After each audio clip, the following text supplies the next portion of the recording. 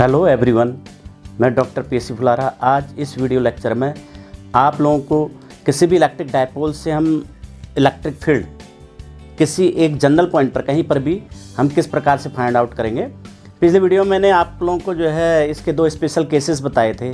एक तो axial point पर हम किस प्रकार से electric field intensity find out करेंगे और दूसरा इक्वेटोरियल पोजीशन या ब्रॉड ऑन पोजीशन पर हम किस प्रकार से फाइंड आउट करेंगे। तो आज हम जनरल किसी पॉइंट, कहीं पर भी पॉइंट हो स्पेस में, तो उस पॉइंट पर इलेक्ट्रिक डायपोल के कारण इलेक्ट्रिक फील्ड इंटेंसिटी क्या होती है उसके लिए एक्सप्रेशन हम यहाँ पर ड्राइव करेंगे। चलिए स्टार्ट करते हैं।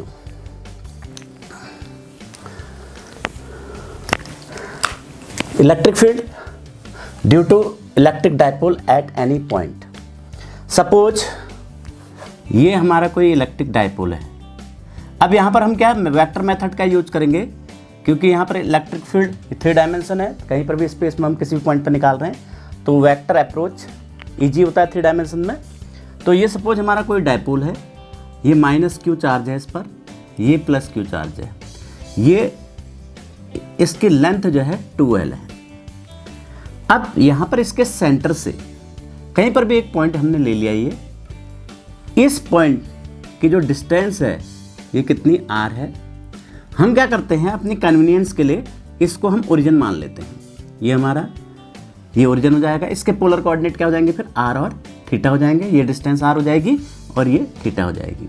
ये इनिशियल लाइन हो गई, इनिशियल एक्सिस हो गई। ये इनिशियल एक्सिस से थीटा डिग्री और इसकी जो डिस्टेंस है r वेक्टर हो जाएगा ये। अब ये हमारा l वेक्टर। देखिए ध्यान रखिएगा, 2 बातें हैं यहाँ पर। एक हम अब डायपोल मोमेंट की बात भी करेंगे। यहाँ इलेक्ट्रिक फील्ड और डायपोल मोमेंट में रिलेशनशिप आता है। तो यहाँ पर 2 वेक्टर क्वांटिटीज हैं, इलेक्ट्रिक फील्ड और डायपोल मोमेंट। इलेक्ट्रिक फील्ड के बारे में तो आप जानते ही हैं। इलेक्ट्रिक फील्ड किससे प्रोड्यूस होता है? पॉजिटिव चार्ज से। जो लाइन ऑफ फोर्सेस होते हैं वो किसके डायरेक्शन, इलेक्ट्रिक फील्ड की डायरेक्शन को रिप्रेजेंट करते हैं। और कहाँ से होते हैं? पॉजिटिव चार्ज से बाहर की ओर को जो है ये लाइन ऑफ फोर्सेस होती है, इलेक्ट्रिक फील्ड बाहर की ओर होता है। और जो नेगेटिव चार्ज की ओर को ये लाइन ऑफ फोर्सेस मिलती हैं तो नेगेटिव चार्ज की ओर को इलेक्ट्रिक फील्ड की डायरेक्शन होती है। ये आपको ध्यान रखना चाहिए इसके ड्राइव करने से पहले। और दूसरी बात डायपोल मोमेंट है। डायपोल मोमेंट की डायरेक्शन कहाँ से कहाँ आती है कि डायपोल मोमेंट क्या होता है, बताया था पिछले वीडियो में मैंने आपको कि जो पोल स्ट्रेंथ है यानी चार्ज जो है जितना भी अमाउंट है Q, उसको उसकी पोल स्ट्रेंथ कह देंगे। जो पोल स्ट्रेंथ है और जो 2l उनके बीच की, जो दोनों चार्जेस के बीच की जो डिस्टेंस है या डायपोल की जो लेंथ है उसके प्रोडक्ट को हम डायपोल मोमेंट कहते हैं। तो अब यहाँ पर 2 डायपोल मोमेंट वेक्टर क्वांटिटी है। तो ये डिस्प्लेसमेंट वेक्टर, ये जो 2l है ये डिस्प्लेसमेंट वेक्टर है। तो इसकी डायरेक्शन कहाँ से कहाँ तक होगी ये हम क्या कन्वीनियंटली हम क्या लेते हैं, -q से +q की ओर लेते हैं। तो डायपोल मोमेंट की डायरेक्शन भी कहाँ होगी, -q से +q की ओर। अब इस पर लॉजिक क्या है, एक सिंपल सा लॉजिक है। हम जानते हैं इलेक्ट्रिक फील्ड में अगर हम डायपोल को रखते हैं तो डायपोल कहाँ की ओर ओरिएंट हो जाता है, फील्ड की डायरेक्शन। यानी क्या होगा, जो पॉजिटिव चार्ज है वो फील्ड के डायरेक्शन में मूव करेगा और नेगेटिव चार्ज फील्ड के अपोजिट डायरेक्शन को मूव करेगा।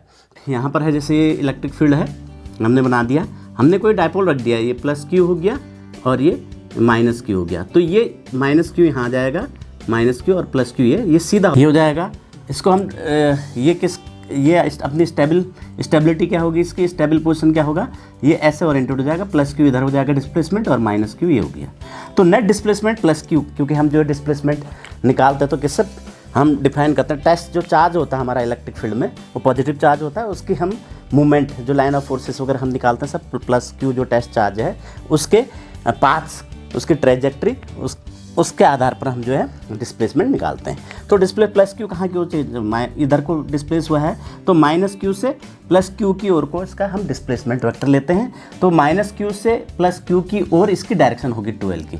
तो हम जो डायरेक्शन बना रहे हैं ये l हो गया, ये 2l वेक्टर हो गया। तो ये आधा है, ये सेंटर है, तो ये l वेक्टर हो जाएगा, ये भी l वेक्टर हो जाएगा। इसलिए हम जो डायपोल मोमेंट की जो डायरेक्शन लेते हैं वो -q से +q की ओर लेते हैं। अब देखिए यहाँ से हमने जो है r वेक्टर ये हो गया, ये r वेक्टर हो गया इसकी डायरेक्शन। अब -q से इस point P, suppose P point है, तो इस P पॉइंट की जो डिस्टेंस होगी वो कितनी हो जाएगी, ये r वेक्टर है और ये l वेक्टर हो गया। तो ये वेक्टर क्या r + l हो जाएगा। ऐसे अगर इसको ज्वाइन करते हैं ये डिस्टेंस, ये डिस्प्लेसमेंट वेक्टर इसका जो p का प्लस q से डिस्टेंस कितना हो जाएगा ये देखिए, ये भी क्योंकि l वेक्टर इस डायरेक्शन में होगा और r वेक्टर इस डायरेक्शन में है, तो ये resultant this vector plus this vector ये बनना चाहिए। तो ये कितना हो जाएगा r vector minus l vector, ये हो गया, ये हमारे पास ये बना। अब माइनस q के कारण हम यहाँ पर इलेक्ट्रिक फील्ड फाइंड आउट करेंगे। तो माइनस q चार्ज के कारण इलेक्ट्रिक फील्ड क्या होगा कि E, सपोज इसको A पॉइंट डायपोल का ये B पॉइंट मान लेते हैं, यहाँ पर हमने चार्जेस रखे हैं, तो E की डायरेक्शन माइनस q की ओर को होगी, तो ये डायरेक्शन कहाँ की हो जाएगी EA, और जो B की डायरेक्शन है वो कहाँ जस्ट इधर हो जाएगी बाहर की ओर को, पॉजिटिव चार्ज है, पॉजिटिव चार्ज से बाहर की ओर को इलेक्ट्रिक फील्ड होगा। इन दोनों का जो रिजल्टेंट बनेगा वो हमारे पास क्या देगा कि नेट इलेक्ट्रिक फील्ड देगा इसके कारण। तो हम रिजल्टेंट लिख देंगे इसका। देखिए पहले EA और EB हम फाइंड आउट करते हैं। तो EA वेक्टर कितना हो जाएगा 1/4 pi epsilon not, charge Q है मैग्नीट्यूड, अपॉन इसके बीच की डिस्टेंस का मैग्नीट्यूड का होल क्यूब इनटू इसकी डायरेक्शन ये होगी,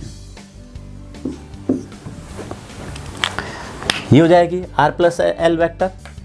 अब ये डायरेक्शन क्या है r प्लस एल इधर की ओर को है, r प्लस एल की डायरेक्शन ये होगी और E की डायरेक्शन इसके अपोजिट डायरेक्शन में होगी, तो इसलिए ये जो है नेगेटिव होगा। EB की डायरेक्शन क्या, EB कितना हो जाएगा 1/4 पाई एप्सिलॉन नॉट, क्यों ये भी क्यू चार्ज है, इसका भी अमाउंट सेम है, परंतु ये इसका ये वेक्टर कितना है r माइनस एल है, तो इसका मैग्नीट्यूड कितना हो जाएगा मॉड का क्यूब और इसकी डायरेक्शन में माइनस। अब नेट इलेक्ट्रिक फील्ड हम लिखते हैं E, तो इन दोनों का रिजल्टेंट हो जाएगा E इक्वल टू कितना हो जाएगा EA प्लस EB, ये हो जाएगा। परंतु EA जो वेक्टर है जो r प्लस एल वेक्टर ले रखा है इसके अपोजिट डायरेक्शन में है, तो ये माइनस हो जाएगा EA का, तो हम माइनस रख देंगे इसमें, that is equal to minus 1/4 pi epsilon naught Q upon r plus L mod cube into r plus L vector, ये हो गया, plus Q upon 4 pi epsilon not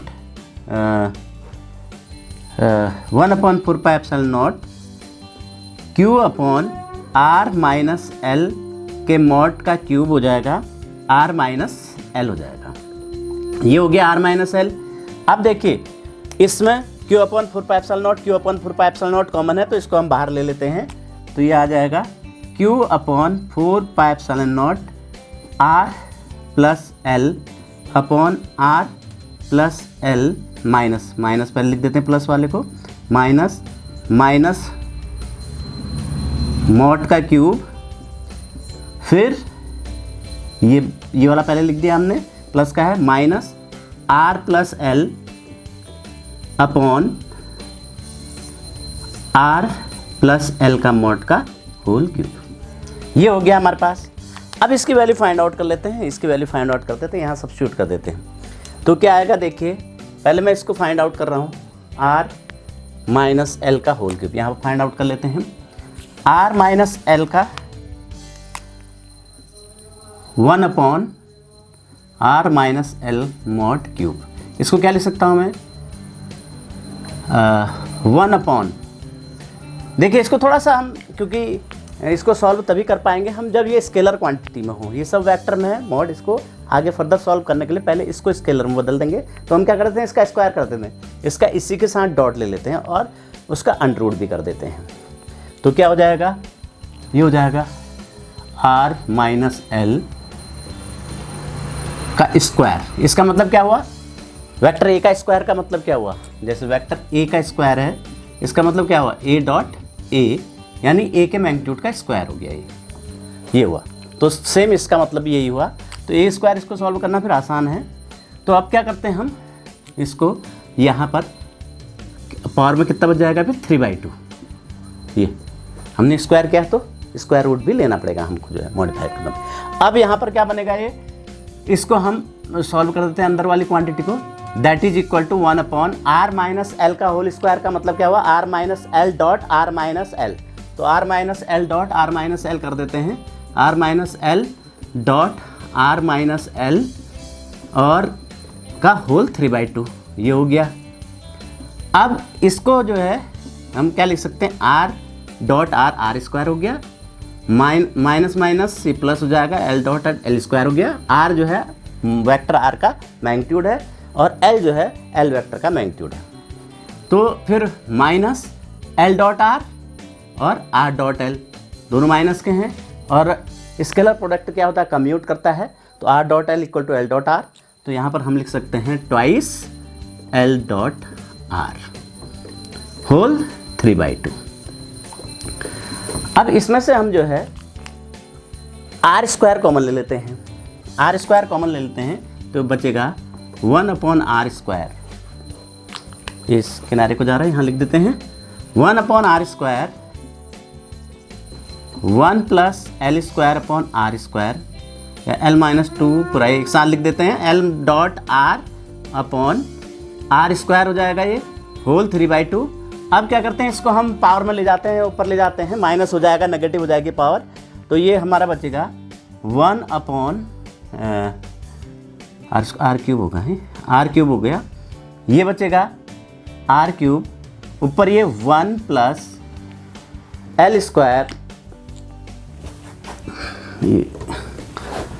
यहाँ लिख देते हैं 1 upon R cube 1 plus L square minus 2 L dot R upon R square whole minus 3/2।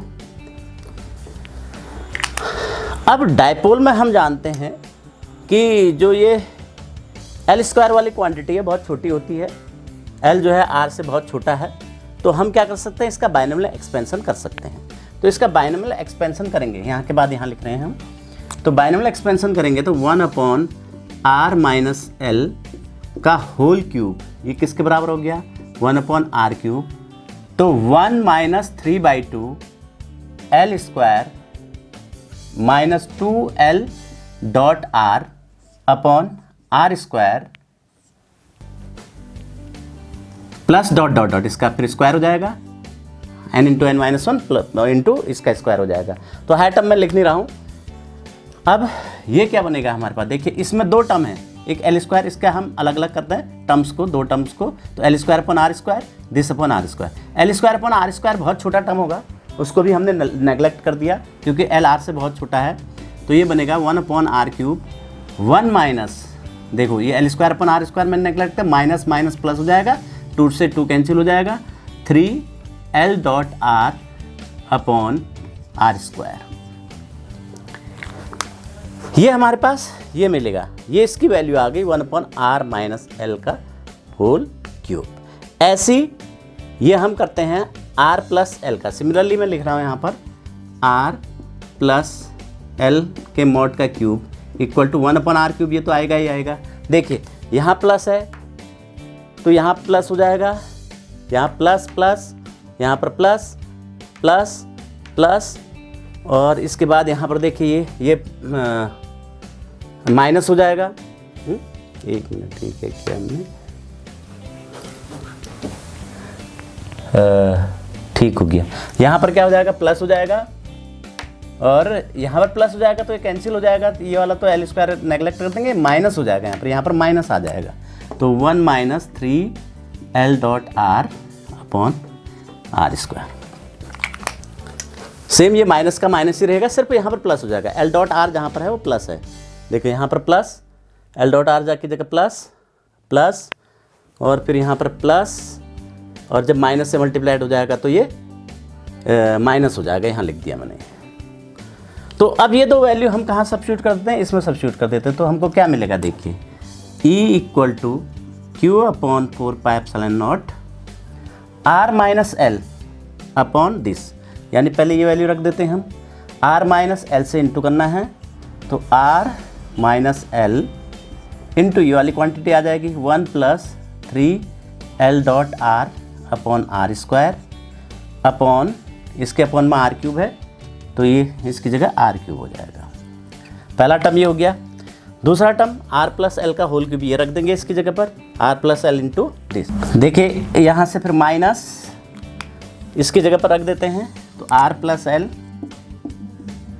Into 1 minus है यहाँ पर 1 minus 3 L dot R upon R square upon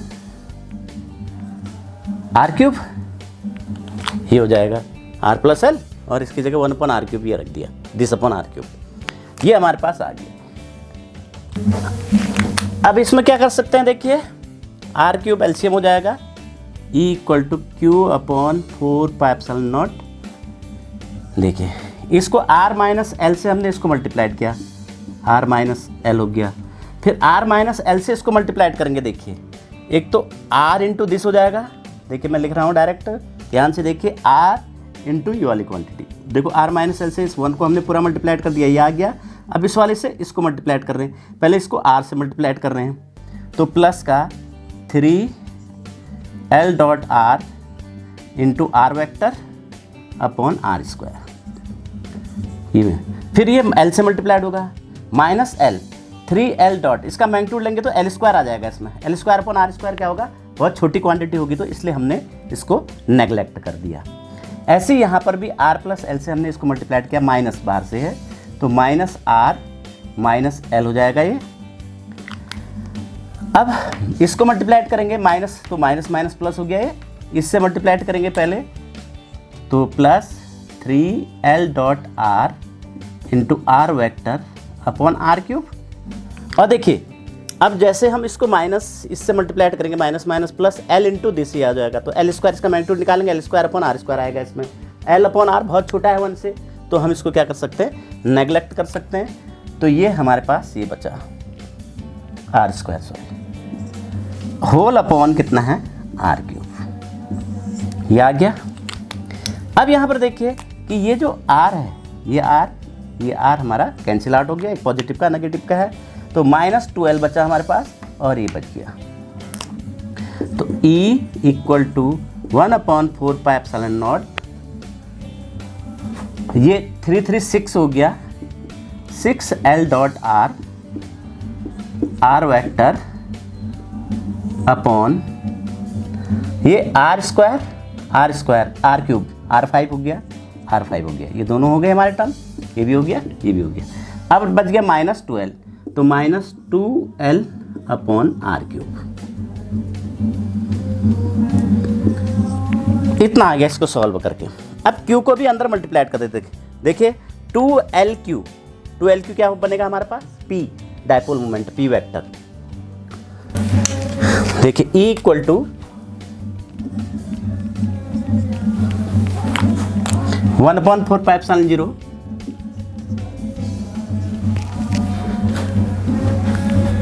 अब यहाँ 3 हम अलग कर देते हैं, 2L ले लेते हैं, 2L into Q, 2L into Q कितना हो जाएगा, P वेक्टर हो जाएगा, तो R डॉट P लिख सकते हैं या P डॉट R कुछ भी लिख दो, 3R डॉट P हो गया। और बाहर से R वेक्टर है, R vector upon R to the power 5, ये हो गया पहला टर्म, ये हो गया। अब यहाँ पर भी 2L इंटू क्यू क्या हो गया, P हो गया, minus P vector upon R cube. ये हमारा फाइनल एक्सप्रेशन आ गया इसके लिए।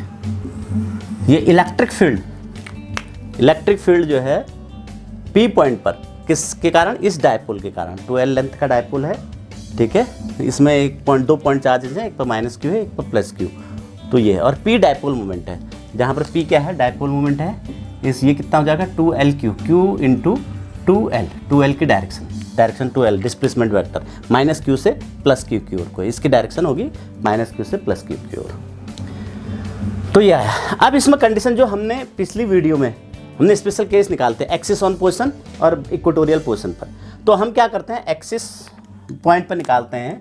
तो एक्सिस पॉइंट कब होगा, ये P पॉइंट एक्सिस पर कब करेगा, जो R और P, क्योंकि ये P की डायरेक्शन ये है, हमारे P की डायरेक्शन क्या है, ये है, तो R और P, ये जो R वेक्टर जो है P की डायरेक्शन में आ जाएगा, यानी R और P दोनों पैरेलल हो जाएंगे जब, तब हमारी एक्सियल पोजीशन हो जाएगी। तो R और P एट एक्सियल पोजीशन, पहला केस हम ले लेते हैं, एट एक्सियल पॉइंट पर R क्या हो जाएगा, parallel to P vector. R और P पैरेलल हैं तो R डॉट P, यानी R का मैग्नीट्यूड इंटू पी का मैग्नीट्यूड इंटू कॉस थीटा। थोड़ा और इसको हम सॉल्व कर सकते हैं। देखिए इसको हम क्या लिख सकते हैं, आर डॉट पी आर को हम आर क्रॉस पी इसको निकालना चाहते हैं। तो क्या होगा, आर फर्स्ट और थर्ड वेक्टर का स्केलर प्रोडक्ट और second vector same vector triple product की डेफिनेशन से, और माइनस आर और आर का डॉट प्रोडक्ट हो गया और पी सेम। अब देखिए क्योंकि आर और पी क्या है, पैरेलल है, तो आर क्रॉस पी कितना हो जाएगा, 0 हो जाएगा। तो ये 0 हो जाएगा, तो ये 0 इक्वल टू कितना हो जाएगा, आर डॉट पी और आर वेक्टर माइनस इसको आर स्क्वायर लिख देते हैं, पी वेक्टर यहाँ गया। तो R dot P R vector की जगह हम क्या लिख सकते हैं, R dot P R vector की जगह लिख सकते हैं हम आर स्क्वायर पी। तो इसकी जगह आर स्क्वायर पी लिख देते हैं। तो ई वेक्टर क्या हो जाएगा, 1/4 pi epsilon nought 3 R square P vector upon R to the power 5 minus P vector upon R cube. अभी आर स्क्वायर से आर क्यूब एक कैंसिल हो जाएगा, आर क्यूब बचेगा। तो 3p upon R cube minus P upon R cube कितना हो गया, 2p अपॉन आर क्यूब। तो ई कितना हो जाएगा, 1/4 pi epsilon nought 2p upon R cube. ये एक्सियल पोजीशन पर ये हमने special case direct find out किया था, बिना वेक्टर मेथड से डायरेक्ट हमने जो है इसको फाइंड किया था। तो ये पहला केस हो गया। ऐसे ही हम broad on position equatorial position पर भी निकाल सकते हैं सेकंड केस इसका। देखिए ब्रॉड ऑन पोजीशन पर या इक्वेटोरियल पोजीशन पर, equatorial position at equatorial position, तो क्या हो गया इक्वेटोरियल पोजीशन, ये क्या हो जाएगा, परपेंडिकुलर बाइसेक्टर पर आ जाएगा पी पॉइंट। अगर ये परपेंडिकुलर बाइसेक्टर तो आर और पी के बीच में 90 डिग्री हो जाएगा। तो आर जो है परपेंडिकुलर हो जाएगा पी के, अगर आर पी के परपेंडिकुलर है तो आर डॉट पी 0 हो जाएगा, ये 0 हो जाएगा। तो क्या बचेगा हमारे पास, E equal to 1/4 pi epsilon naught minus P, minus आगे लगा दीजिए, पी अपॉन आर क्यूब। अब इलेक्ट्रिक फील्ड की डायरेक्शन भी देखिए, एक्सियल पोजीशन में जो पी की डायरेक्शन होती है वही ई की डायरेक्शन होती है इलेक्ट्रिक फील्ड की। यानी एक्सियल पोजीशन में जो इलेक्ट्रिक फील्ड होगा वो माइनस क्यू से प्लस क्यू की ओर आएगा एक्सियल पोजीशन में। ऐसे electric field, net electric field जो है इसी डायरेक्शन में होगा। परंतु इक्वेटोरियल पोजीशन में क्या है, नेगेटिव है। तो इक्वेटोरियल पोजीशन में क्या होगा कि यहाँ से इधर की ओर को होगा, इसके अपोजिट। पी का डायरेक्शन ये है तो इसकी डायरेक्शन इसके अपोजिट ऐसे हो जाएगी। इसमें नहीं, इसमें तो जनरल कहीं पर भी हो सकती है डायरेक्शन ये, किसी भी जनरल केस में। परंतु इक्वेटोरियल पोजीशन में होगा, यहाँ पर कहीं पॉइंट ठीक इसके बाइसेक्टर में होगा, तो इलेक्ट्रिक फील्ड की डायरेक्शन क्या होगी, प्लस क्यू से माइनस क्यू के, पी के अपोजिट डायरेक्शन में होगी। और एक्सियल पॉइंट में होगा तो सेम पी की डायरेक्शन में होगी, नेट इलेक्ट्रिक फील्ड की डायरेक्शन। तो अब ये है, अब इसका जो है हम इसका मैग्नीट्यूड निकालते हैं हम पी के कंपोनेंट करके इसका मैग्नीट्यूड इजीली फाइंड आउट कर सकते हैं। देखिए कैसे फाइंड आउट करते हैं। देखिए यहाँ पर पी है, पी के हम दो कंपोनेंट, दो डायपोल हम बना रहे हैं। एक ऐसा डायपोल जो इसके अलोंग इंक्लाइंड है और इसके अलोंग है, यानी आर के अलोंग है, और एक ऐसा डायपोल, इस डायपोल कंपोनेंट जो कहाँ है, इसके परपेंडिकुलर डायरेक्शन है। तो उसका डायपोल मोमेंट क्या हो जाएगा, देखिए ये P है तो इसका जो डायपोल मोमेंट हो जाएगा P cos थीटा हो जाएगा। इधर इस डायरेक्शन में मैग्नीट्यूड लिख देते हैं, मैग्नीट्यूड निकाल रहे हैं। तो P का मैग्नीट्यूड क्या हो जाएगा, P cos थीटा, और इसके परपेंडिकुलर डायरेक्शन में क्या हो जाएगा, ये P sin theta, P sin theta ये हो गया। देखो P ये डायरेक्शन है, P cos थीटा, और ये P sin थीटा हो गया, P sin थीटा हो गया। ठीक है, अब P sin थीटा है, P की डायरेक्शन ये हो जाएगी, तो P की डायरेक्शन ये है तो P cos थीटा कंपोनेंट की डायरेक्शन ये होगी, P sin थीटा कंपोनेंट की डायरेक्शन ये होगी। तो ये डायरेक्शन है, तो ये जो इसका कंपोनेंट माइनस क्यू चार्ज यहाँ होगा, प्लस क्यू चार्ज यहाँ होगा। माइनस से क्यू ये होता है, इसके लिए जो है इसको हम आगे प्रोड्यूस करें तो इसका जो है माइनस क्यू चार्ज इधर कंपोनेंट का, इधर प्लस क्यू, जो कंपोनेंट डायपोल जो बनेंगे हमारे। अब हमारे पास दो केस बन गए, दो डायपोल बन गए। एक तो बना कि ये P पॉइंट इसके एक्सियल, इस डायपोल के एक्सियल पॉइंट होगा। देखिए तो इसके कारण जो इलेक्ट्रिक फील्ड आएगा,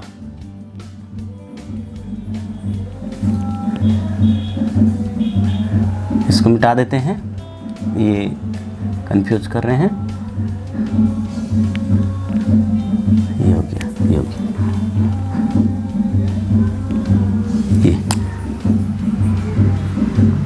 ये हो गया। इसके कारण जो है कहाँ की ओर होगा, ये सेम इलेक्ट्रिक फील्ड की जो एक्सियल पोजीशन में आता है वो जो है ये हो जाएगा। अभी हमने देखा था एक्सियल पोजीशन में क्या आ रहा था, 2p/r3, और जो है जो डायपोल है, डायपोल मूवमेंट की डायरेक्शन में आ रहा था। तो डायपोल मोमेंट नेगेटिव से पॉजिटिव होता है, तो इसी डायरेक्शन में ये हो गया E1। एक्सिस वाले को E1 कंपोनेंट कह दे रहे हैं हम। और जो इसके जो ये इक्वेटोरियल पोजीशन में हो जाएगा इस वाले डायपोल में, तो ये E2 कह देते हैं। E2 की डायरेक्शन क्या होती है, E2 की डायरेक्शन इसमें जस्ट अपोजिट होती है, यानी P की डायरेक्शन ये होगी इधर इस डायरेक्शन में, तो E2 की डायरेक्शन ऊपर की ओर हो जाएगी। तो E2 की डायरेक्शन अभी हमने देखा था थोड़ी देर पहले, E1 और E2 ये आ गए, 90 डिग्री पर होंगे दोनों। तो E1 हमने निकाला, देखिए E1 कितना निकाल रखा है, 1/4πε, मैग्नीट्यूड लिख रहा हूँ मैं, 2p/r3 एक्सिस में, और ये इसका मैग्नीट्यूड आ रहा है यहाँ से यहाँ तक का, तो E1 ही हो जाएगा।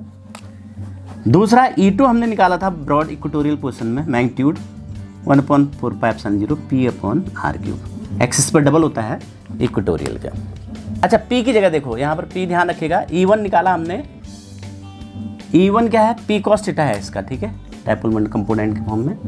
और E2 के लिए क्या है, E2 इसके द्वारा तो P sin थीटा है, ये रख दिया हमने मैग्नीट्यूड।